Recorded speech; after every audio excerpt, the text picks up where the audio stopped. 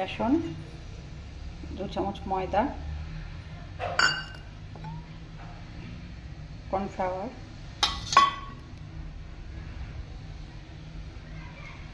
কসুরি মেথি, আদা কুচি, লঙ্কা কুচি আর ধনেপাতা একসাথে মিশিয়ে দিলাম।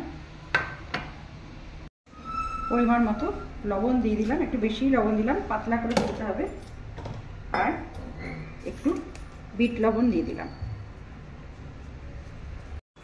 ভাজা মশলা করা আছে, ভাজা মশলা দিয়ে দিলাম। এটা জল দিয়ে একটু একটু করে জল দিয়ে ধুয়ে নেব। এর সাথে একটু পেঁয়াজ কুচি করে মিশিয়ে দিলাম। তাওয়াটা আমার গরম হয়ে গেছে। এরপর এই গুঁড়াটা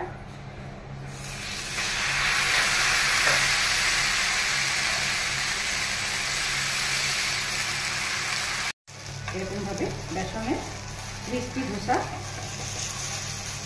বানিয়ে ব্রেকফাস্টে খেতেই পারেন, দারুণ লাগবে খেতে। এরকম করে পাতলা পাতলা করে এরকম করে